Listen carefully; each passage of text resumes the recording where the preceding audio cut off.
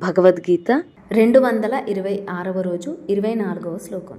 యో అంతః అసుఖో అంతరా రామః తథాంతర్జ్యోతిరేవ యః సయోగి బ్రహ్మనిర్వాణ బ్రహ్మభూతో అధిగచ్చతి.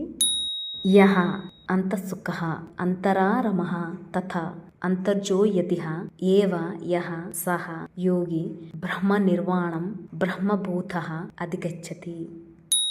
యః ఎవడు అంతఃసుఖః అంతరంగిక సుఖము గలవాడును, అంతరా రామః ఆత్మరతి ననుభవించువాడును, తథా అట్లే యః ఎవరైతే అంతర్జోయతిః ఏవ ఆత్మ ప్రకాశము గలవాడునగు సహ ఆ యోగి బ్రహ్మభూతః బ్రహ్మభూతుడై బ్రహ్మ నిర్వాణం మోక్షమును అధిగచ్చతి పొందుచున్నాడు.